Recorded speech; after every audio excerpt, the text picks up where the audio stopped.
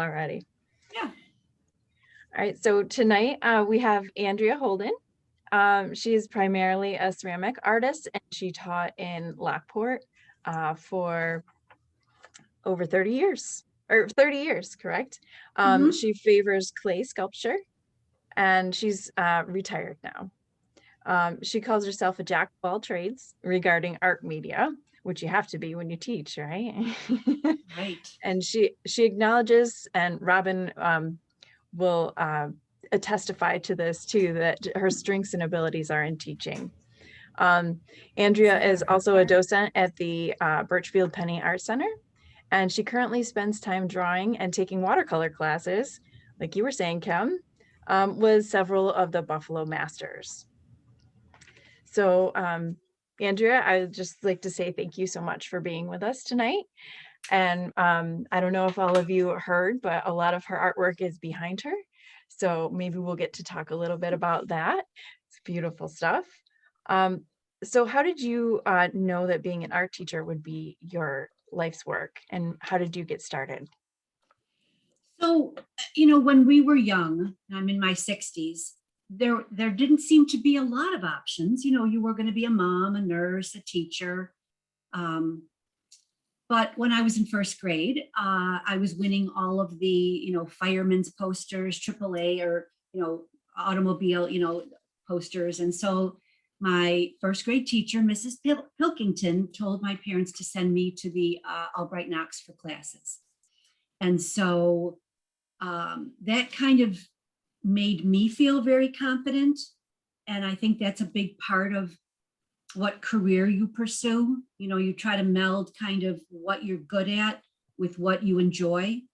And since working in the art field was both of those, I just kind of gravitated, towards art. And then when I was in high school, I started, teaching in summer camps and religious ed, and got that idea of how to sort of share that spark that I had about the arts with other people. And I found that like the sort of third component to what I just felt very satisfied doing. And so, you just accept a job here, a job there. I'm sure any of you that have had somewhat of a career, it's sort of the aligning of the stars to what becomes a choice for you or what you're kind of presented with. And so, yeah, that's how it kind of all started. Well, and you also had the impact of your teacher, making that suggestion that really touched you too. So you see what a big impact a teacher can make for a child too. For sure. That's great. Yeah. Yeah. So So how have you fused being a teacher and an artist together? Well, at times it was challenging, especially because, during those years, I think it was 38, a few more than that with I had 3 children and different leaves and that. And so, you're doing all the mom stuff, and then you're doing a lesson plan for every day, for every class. And so I found that my artwork really mirrored what I was doing in the classroom with students. Oh. So I wasn't producing, much to give to others, to sell. I had a few little crafty things, I did on the side, but most of it was about the learning how to be a better teacher, learning how to teach and how the brain works and how you can make an impact with kids and adults. I attended conferences, and it wasn't until my children got older and I wasn't so much the mom, that I could concentrate more on, things that I wanted to create. At least that's how I felt. I'm sure some of you can sort of had experiences where maybe you could blend those a little bit differently, but that's just how my life worked out. And after I retired, my colleagues bought me a kiln for retirement. And so, and then I took on some jobs teaching at the YMCA, summer camps, and kind of even at the Burchfield did a couple of clay, projects. One of them was actually a family day where parents and children, came in together and worked on a clay project that then became a mural in the education department. Yeah, and I think you shared some photos of that. So we'll I we'll think at that'll be some coming point up. we'll bring up some Yeah. slides and we'll get to see that too. Should I Yeah. bring up the slides now? Or would you Sure. like to? Okay. Whatever. Yeah, that'd be fine. See. I can either talk over them or, yeah, I guess. If they're not timed, I could just No, narrate they're a not tiny timed bit. at all. So you can let me know what when you Yeah, want I'll to just talk give a about the sentence or next one. two. Yeah. Yeah. So I'm just going to share my screen. I wanted to make sure I was in the right place. Okay. All right. Can you guys give me a thumbs up if you can see that? My name is there. Yep. There's there. Okay. All right. So maybe is this your kiln that you got for Yes. And so that's a project that I've started working on, is making these little clay dishes. And I have a love of birds, so I've just started making these little, I don't know, for like your your jewelry or your headphones when you're not using them, or it could be a spoon rest.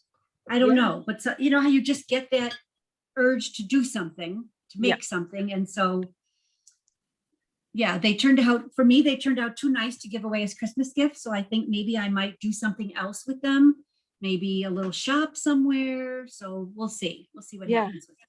I love the cardinals. And that's a popular symbolism thing too. Yes, definitely. And this is your process. Yes, I would imagine. Those are clay birds that are later going to become like kind of a mobile, or not really a wind chime, but I think maybe the next picture shows how these little abstract birds and beads have been put together. There they are. Yeah, so then they have a little antique bell at the bottom, and my 3 daughters got them for Christmas. Oh, beautiful. So what do you feel are some of the qualities of an effective teacher? I think it's some of the qualities are what's effective in any career choice, or in being a human being, to develop relationships. Okay. They don't remember being taught that really in undergraduate. And you're taught how children learn and going through developmental stages. But I found that when I really got to know my children, what their culture was, the demographic. I mean, working in Lockport, it was quite a diverse population, and getting to know the kids really helped me to be an effective teacher. Knowing how to manage children, you can't be authoritative, they don't you have to be fair, and again, very personal. Be critical of yourself so you can improve. Again, this lifelong learner idea that that you're always trying to gain something more. I learned a lot from my children's teachers, just getting little ideas here and there, how to manage a classroom, and think up engaging lessons, get to know what makes a 4th grader tick. What are they interested in? And instead of going, you do want to use your own personal experiences because you can reach a child really well that way. But, it's also a blend of getting to know them and what, makes them tick at that time. That's true. So I think I have quite a few pictures in here. I chose quite a few pictures of students. Yeah, creating. This is eco printing. Yeah, so I never knew there was such a thing. And I found this on the internet over the summer.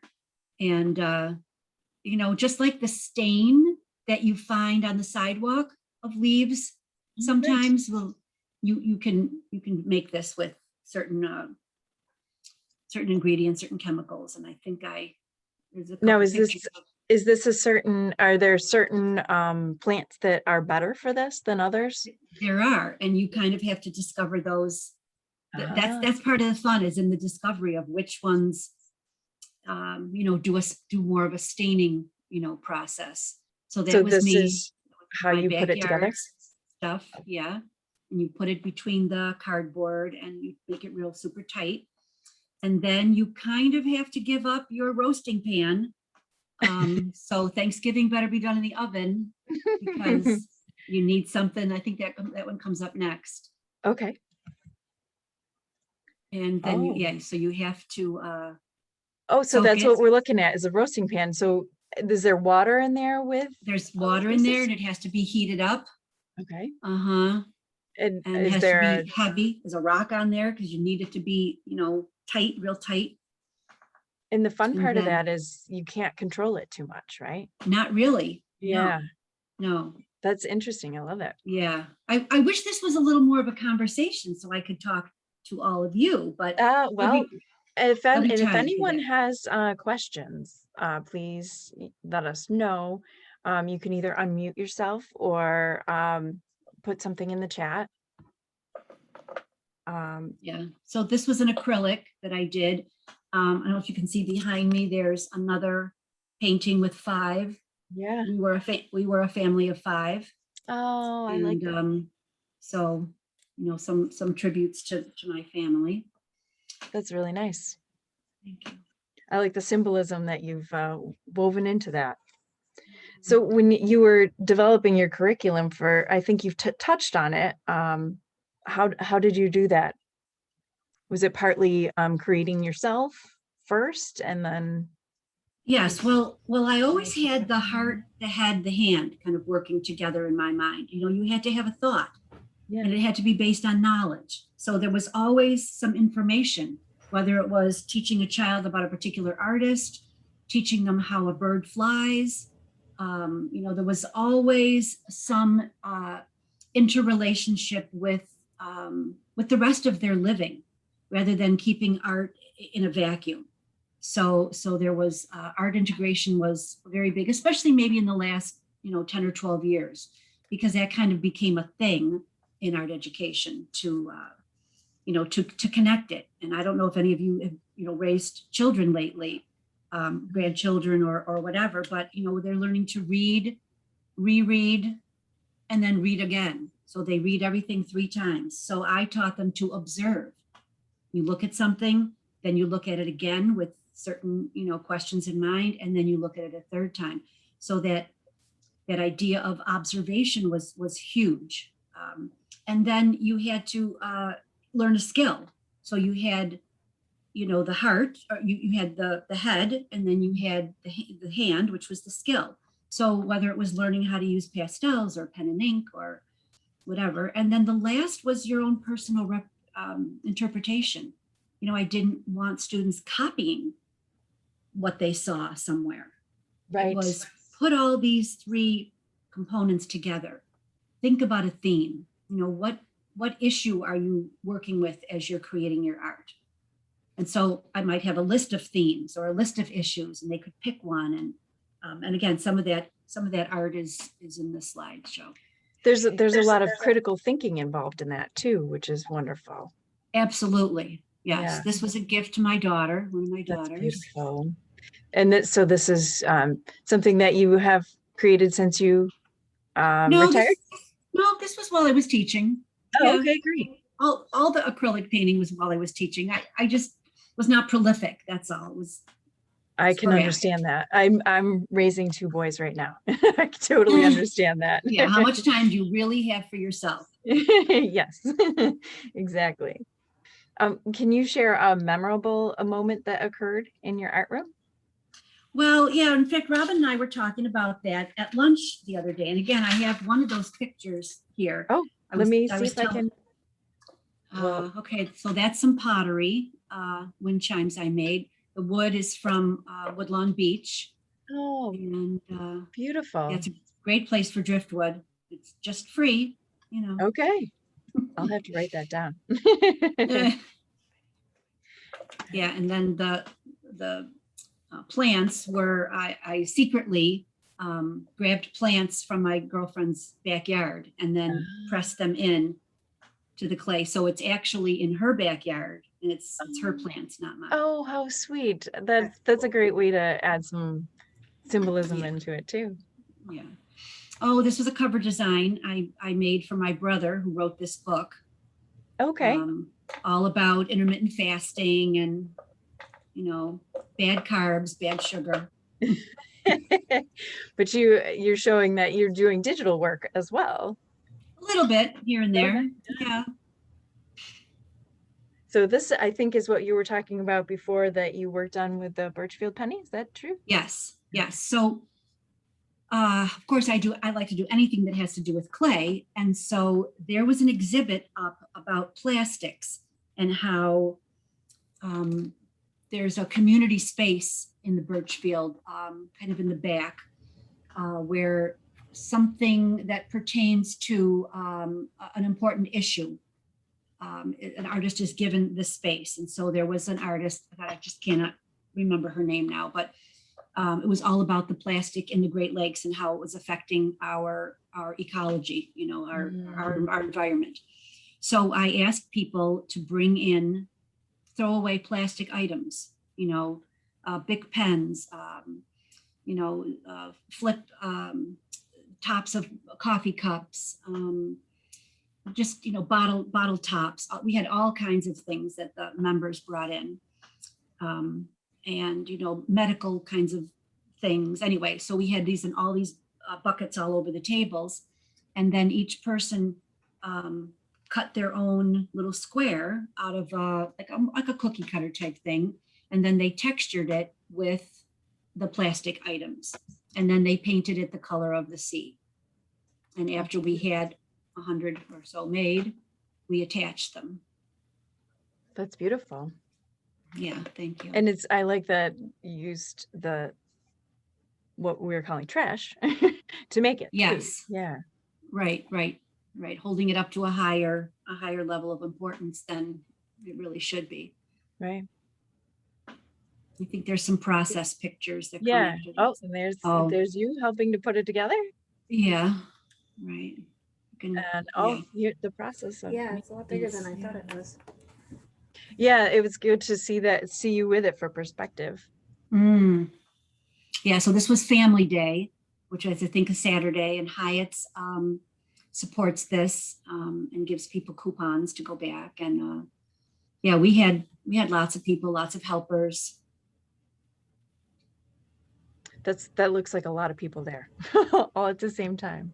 It was packed. Yeah. Yeah, and it was just, again, this is what delights me being a teacher, is that you don't only see the finished product, you get to watch someone create. And we had some teenagers that were in there that just worked so hard. We had toddlers coming in that did not necessarily work hard, but they were just having such fun. And you can see in some of them, the paint just kept getting put on and put on and put on. So some of them were quite heavy when we were done. Oh yeah. And how was it? How were they attached? Well, we had some problems with that. So we'll just say, we had to work that problem for quite a while. Well, that's part of making art though, right? Yes, it is. Problem solving. Figuring it out. Yes.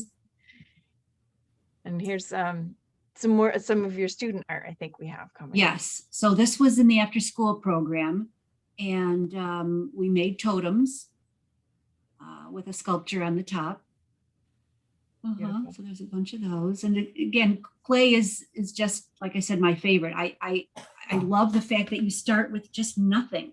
You start with this lump of almost earth, and that you create something that is an art piece.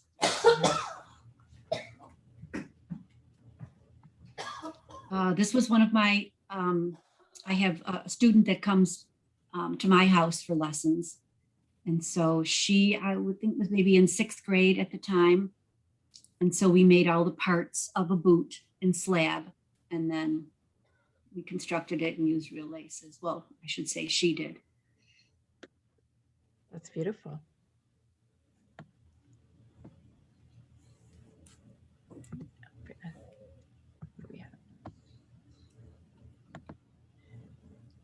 There's another one. This looks food worthy. Yes, yes. Yeah, There's again, realism there.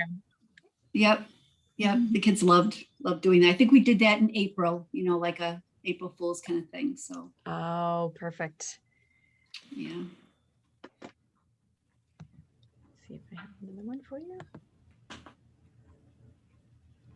Oh, then I also had a fascination with insects and had, just so many stories about how insects have saved, have helped criminologists work. And so we studied, entomologists.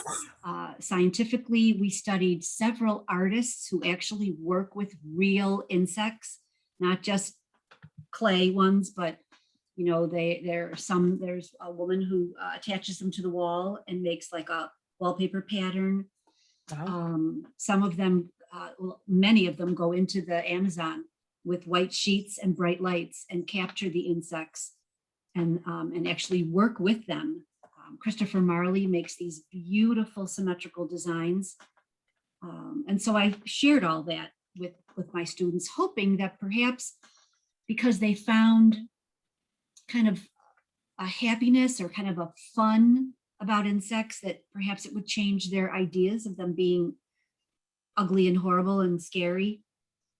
And then they made these little sculptures. That's a beautiful concept, kind of helping them get over their anxiety or fears about something like bugs.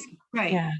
And then we studied an artist, and then they got to do their own little And maybe they creation. find something that they are very interested in and follow that, right? Perhaps, Yeah. So can you share a memorable moment that occurred in your art room?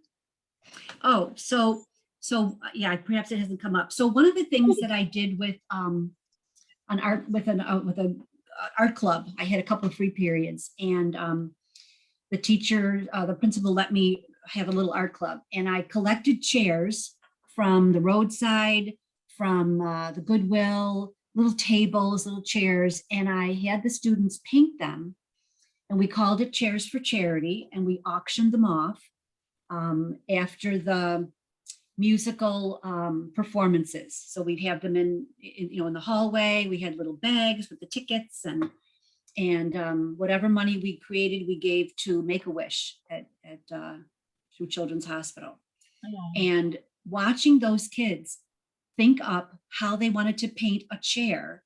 I mean, some of them were very personal. One of the little kids, the boys liked playing poker, so he turned it into a deck of card chair. Some of them, the spindles were candles, and it was a birthday chair. They just did some fascinating things. So that was really, very exciting thing for me. I was telling Cheryl before we all got on that when I retired, I substituted in the high school. And one day, one of my students way back from 6th grade, who I would have had like maybe 6 years before, now he was a senior going to NYU. And he said to me, Mrs. Holden, do you remember when we did the personal logo project? And I had taught them about Milton Glasser and, the I Heart New York, and, a lot about graphic design. And I asked each child to develop their own personal signature using their first and last initial. And he said to me, I've used that as the way I sign my artwork ever since. Aww. So, I mean, that was just, I would have never known, except I had, because I only taught, like 3 grades, and then they were on. Or even at the end, it was just 5th and 6th, and then they were on. So it was really satisfying to see that student. And another really cool thing that we did, I don't know if you've ever heard of Margaret Kaiser and the Arts in Education, but it was a program that started at the Kennedy Center in New York, but a faction of it came to Buffalo, and it brought artists like you into the classroom, but it was sort of embedded in a performance of some kind or an art exhibit of some kind. And Wow. So an artist taught the children, and one year we studied Andy Goldsworthy, and I had a basement art room. We opened the windows, and the kids were to bring sticks and twigs and branches, and it was in the spring, and they just shoved them through the window and they landed on the basement, on the floor. And then we took those and wove them together and created thematic works that were about saving the planet, just the theme of our environment. And so we put them all on the front lawn, these big structures that it was wonderful. So we did that. And then the other one, the two-handed painting, I think that's going to come up. That's the one I told Robin about at lunch yesterday. Let's see if he comes along. Oh, that was my private student, made her own quilt. Oh, those look like those might have been old t-shirts. They were her old t-shirts. Yeah, that's a sweet keepsake. Yeah. Some more little bugs. Yeah. Oh, so these were the personal expressive trees. So they learned how to make trees, and then I made them do that, make it personal, have a mission statement and tell me what's going on. And so many of them were personal. Yeah. I think you've shared a few of those, right? Yeah. Yes. There's quite a few. And these were, I think, maybe 7th graders with acrylic. Mm-hmm.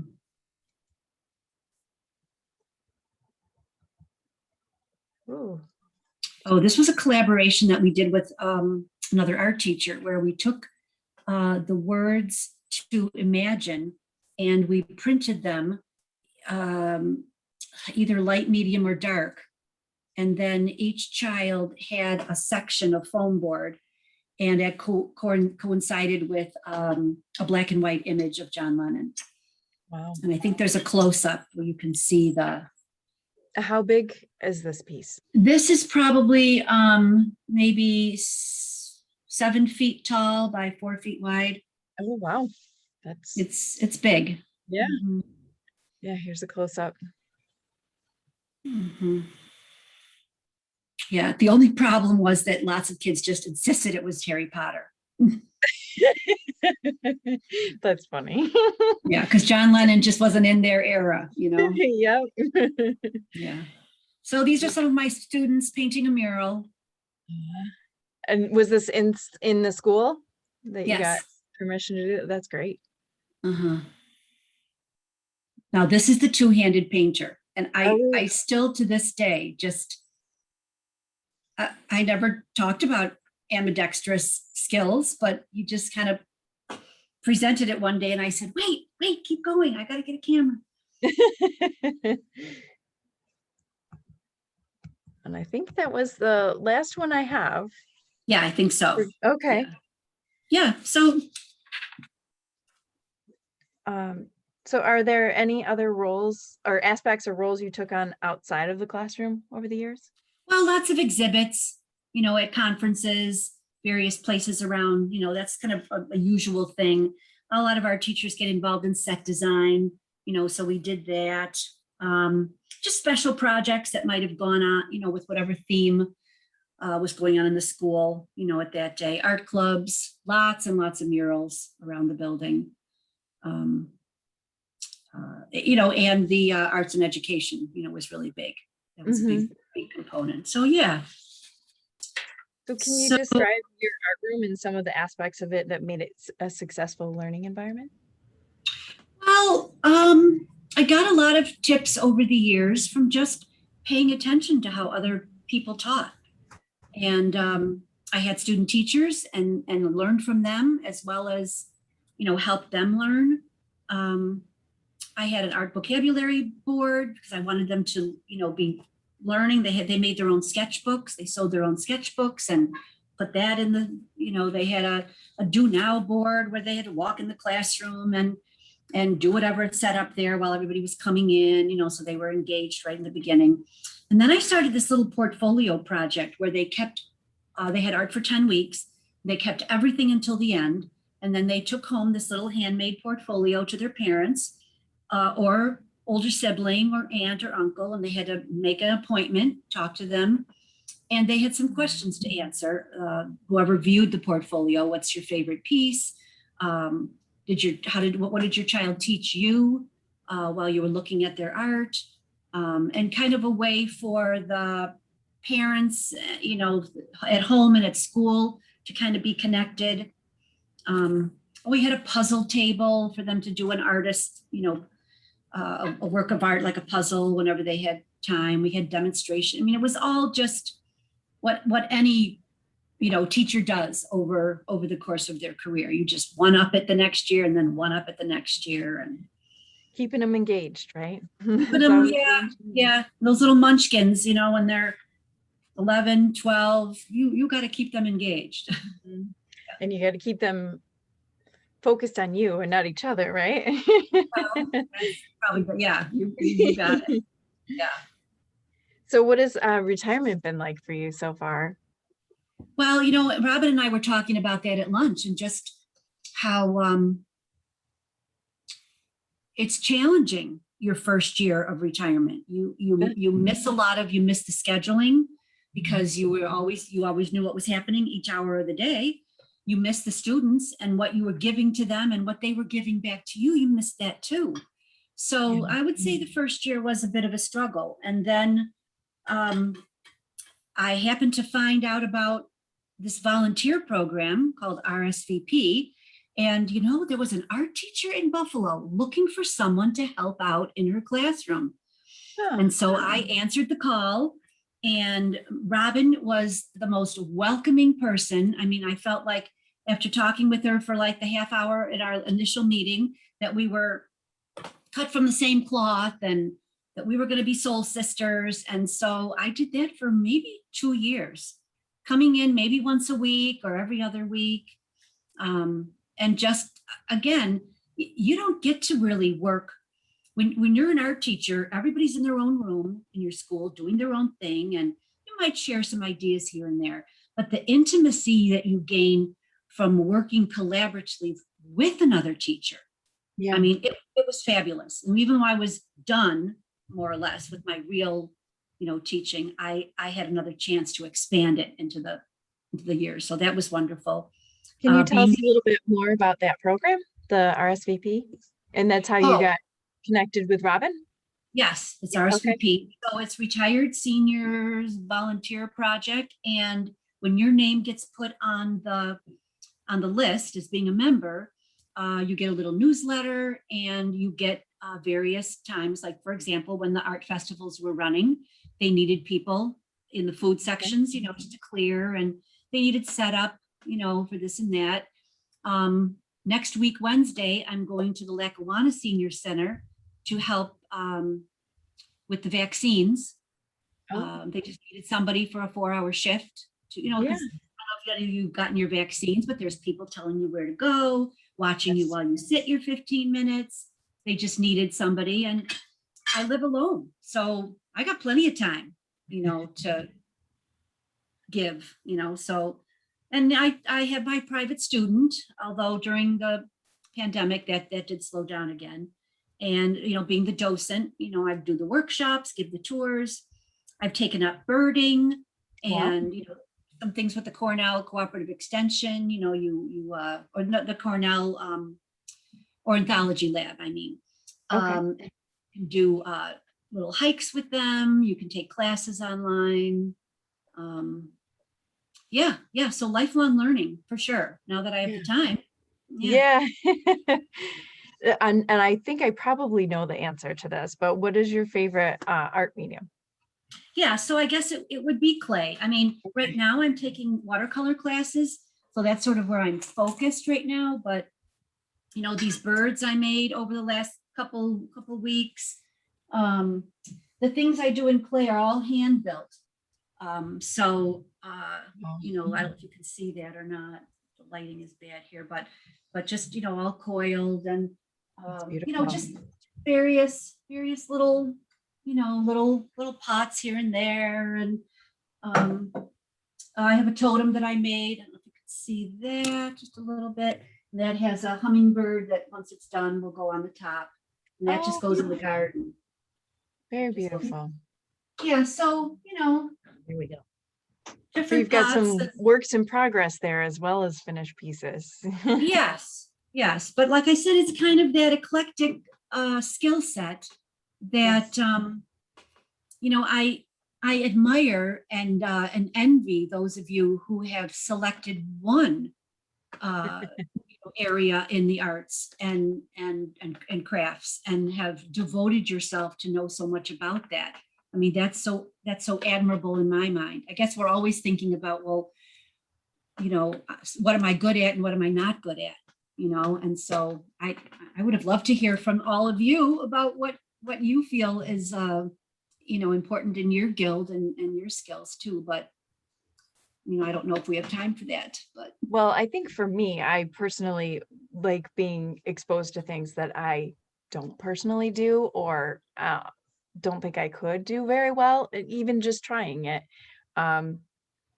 Because I think it informs what I like to do most, so I think that it's nice to always, even if it's not something you want to do to become a master at, I think it's a great thing to try different things, Yeah, and I know I try to take risks by trying something that, when you try something out that you're going to be good at, it's not really the same as trying something out that you think you have no idea.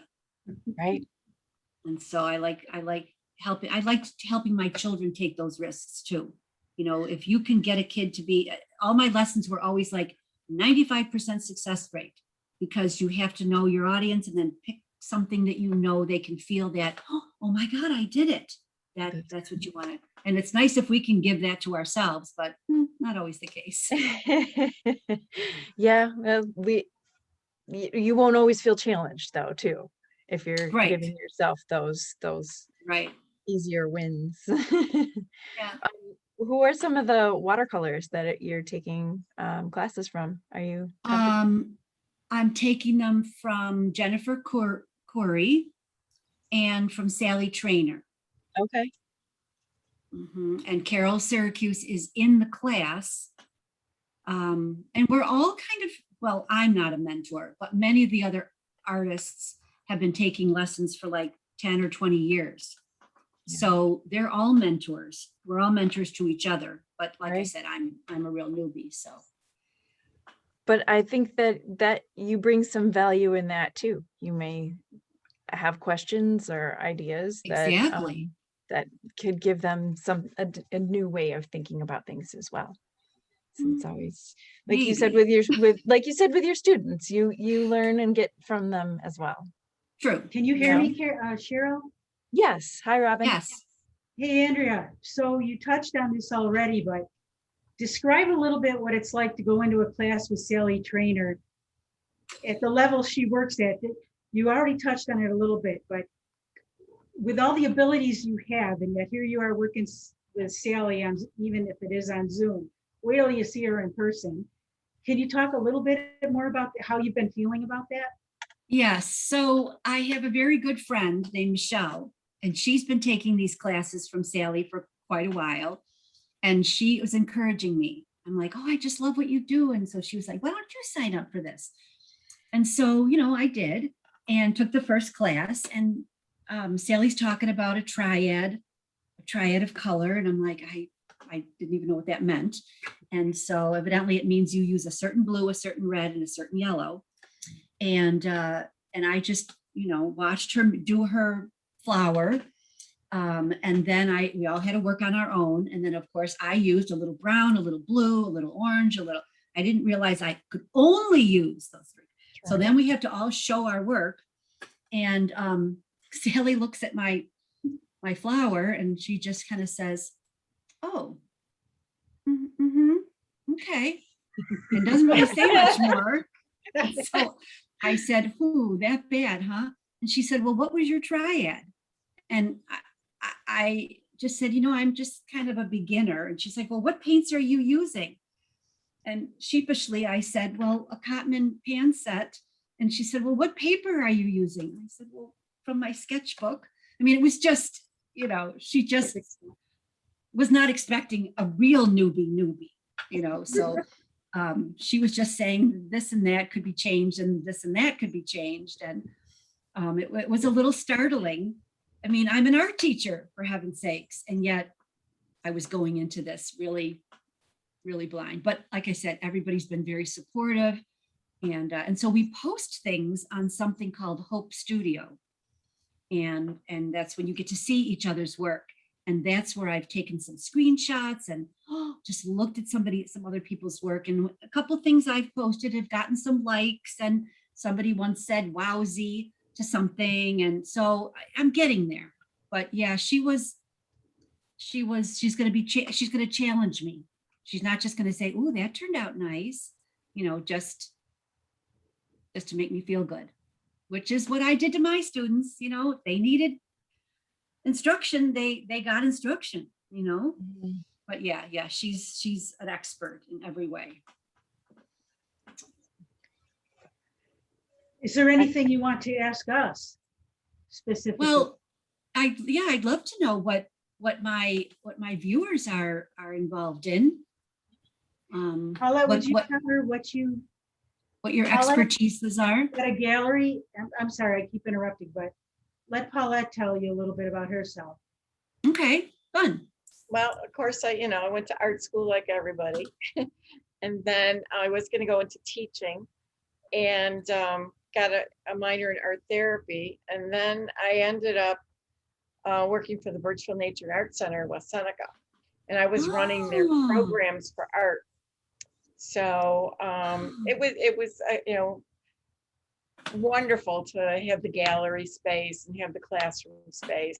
And then when I left there, my husband was kind of teasing me, and I opened up my own gallery for 8 years in West Seneca. It was called Enjoy the Journey. I had over 75 local artists at the gallery. I took classes once in a while from some of my artists. I kind of pushed everybody that I felt would be really good at teaching to teach, which was really nice because then they taught there, and now they're teaching on the Roycroft campus and other places. So I thought that was really kind of a cool thing for them. That you gave them that spark. So you could, do this or do that. Myself, I've been doing a lot of work on my own clay work. I belong to Buffalo Clay Art in the city of Buffalo. So the studio has been open all through COVID. You sign up on Google Sheets and you have to have a time slot. So right now we're up to only 3 people in the studio. So I do that. I've been doing basket weaving for about 5 years, and collage work. I've won some awards with the collage work that I've done. And colored pencil, I've been kind of teaching myself, but I've taken a few week-long workshops from different artists. And I've been doing more so when I'm at home and I want quiet, I've been doing my colored pencil work. And that's where I'm at. How could Sounds fabulous. Is there any way Andrea could see it online? Yes, I mean, you could see it on my Facebook page, Paulette Krakowski, KRAKOWSKI. I have a Etsy account. It's Enjoy the Journey Arts with an S. So you can look at some of that stuff there. Thank you. You're welcome.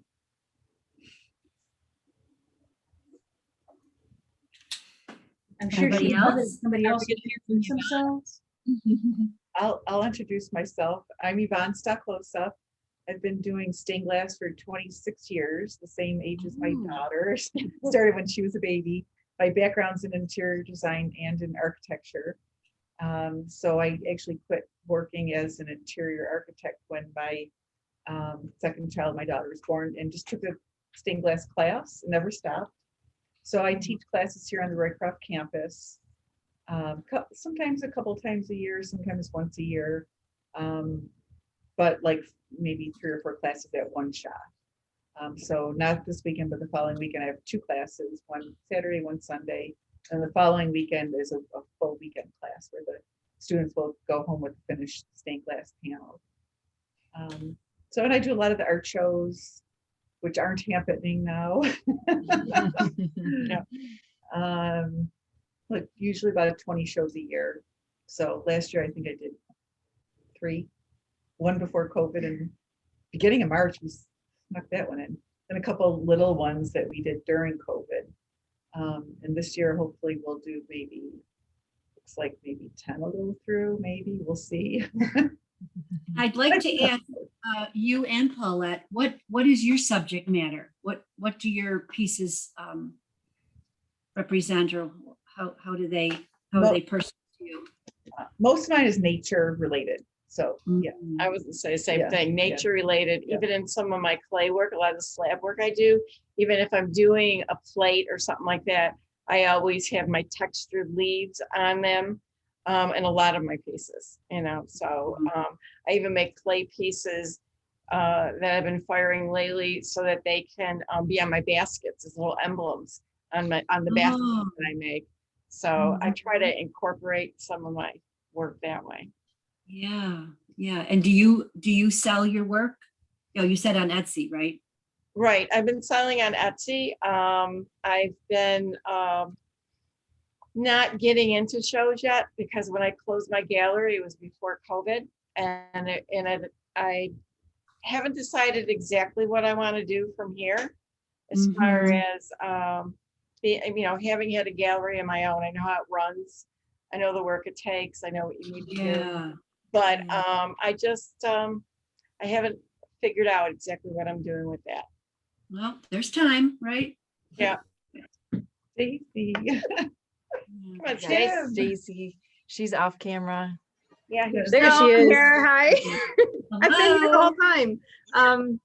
So I have a degree in graphic art, which I never really enjoyed all that much. So I've done a lot of different things, custom framing. I used to do wedding cakes. I've had a couple little businesses and then just never really found the right thing. But when I had my youngest, who is now 6, I started wire wrapping with copper, and mostly because at the time I wanted the jewelry and couldn't afford to buy the jewelry, so I decided I should learn how to make the jewelry.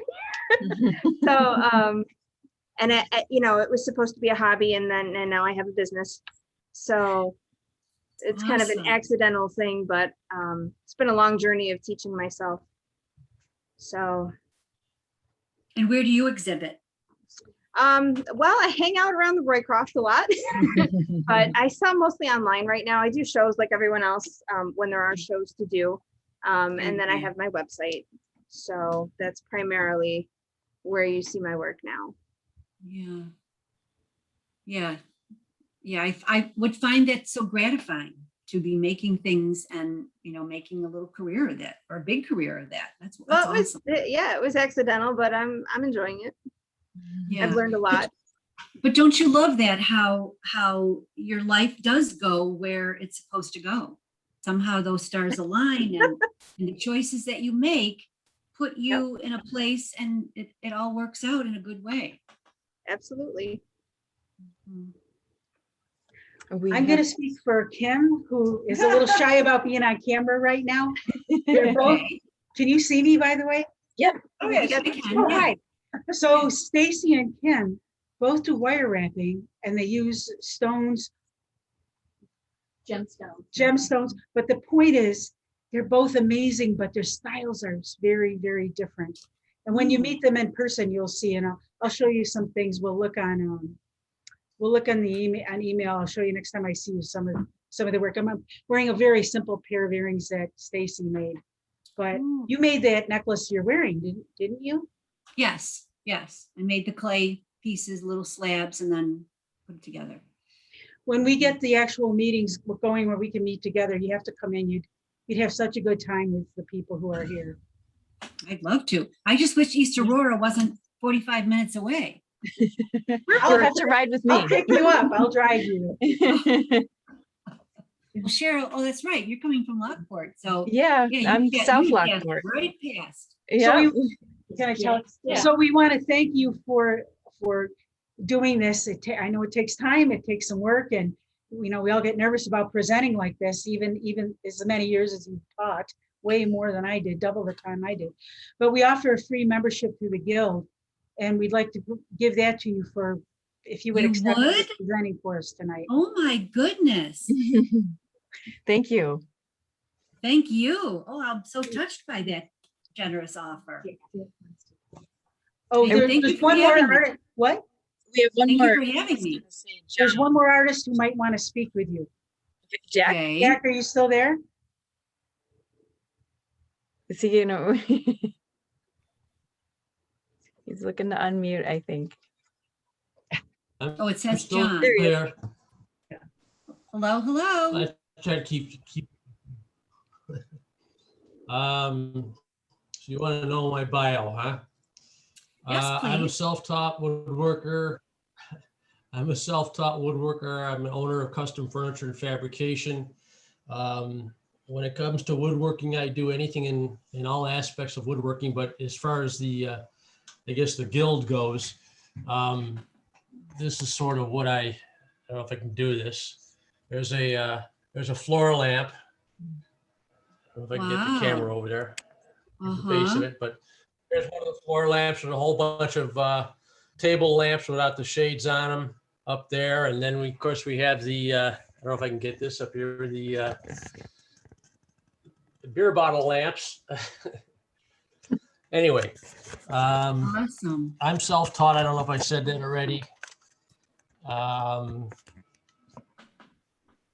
What else to say? But Well, I have a question about the tools that you need. That's quite an investment in the woodworking tools and saws and, yeah, I have a shop that's probably square footage wise bigger than my house. wow, And, yeah, I'm not surprised.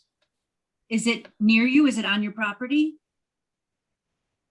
200 feet behind the house. Okay, Perfect. nice and close. Okay. How did you Thank get you. started, John? Or how did you get started, Jack? Well, I've always enjoyed working with my hands, and when I moved out of my parents' house into my own apartment, I needed furniture, and it just Perfect. it evolved from there. So now I do all kinds of high-end furniture restoration, repairs, building. I mean, kitchen cabinets, doors. I built both bars at 42 North Brewery. I don't know if you've ever been down to Pizza Yes. Plant down at Canal Side.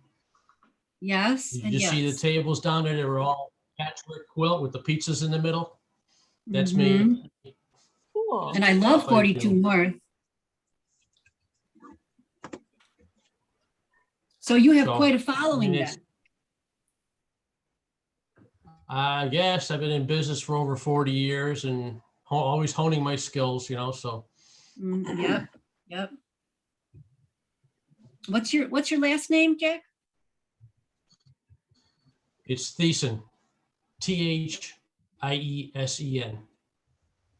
And like I always say, if you want to see what I saw, go to customfurnitureandfab.com.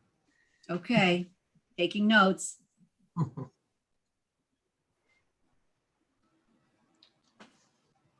Thank you.